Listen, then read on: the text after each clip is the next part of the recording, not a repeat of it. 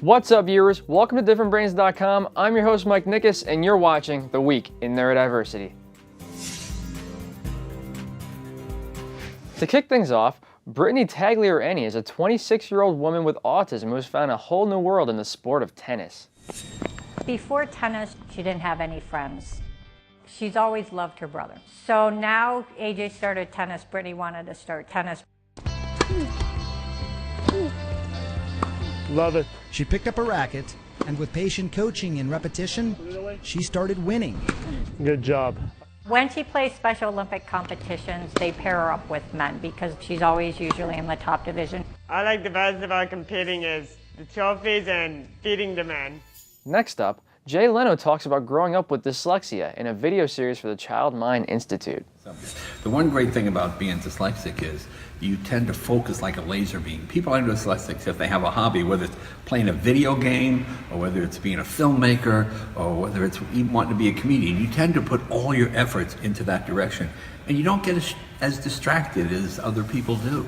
So with every disadvantage, there's an advantage. And I think that's our advantage. When we find something we can do well, we go right there and we become successful. Over in Texas, a high school student with Down syndrome has become prom queen. Abby was one of 5 prom queen nominees when her classmate's name was called. Then I turned around and saw Abby. Kalani Solano says her next move on the dance floor was not planned. She took her tiara and sash and put them on Abby.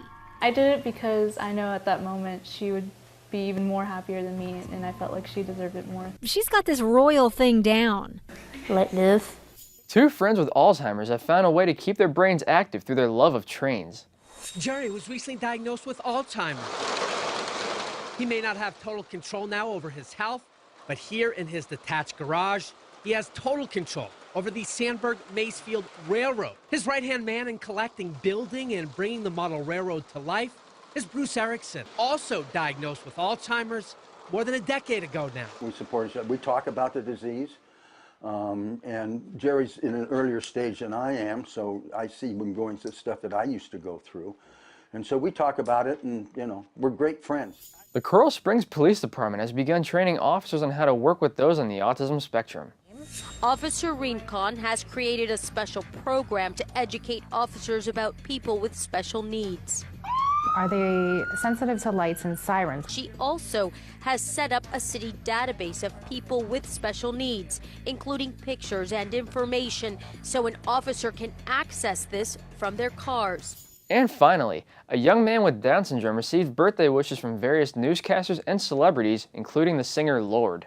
Very happy 17th birthday, don't do anything I wouldn't do. You bring me home.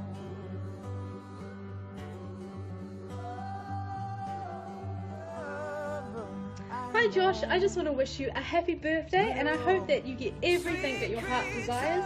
Lots of love from Tanya. And while you're here at differentbrains.com, be sure to check out some of our other content, like Exploring Different Brains with Dr. Hacky Reitman and Spectrumly Speaking, our brand new podcast by and for women on the autism spectrum. That wraps it up for this episode. Which story caught your eye the most? Be sure to let us know in the comments and don't forget to subscribe. Thanks for watching, and remember, you keep advocating and we'll keep bringing the news.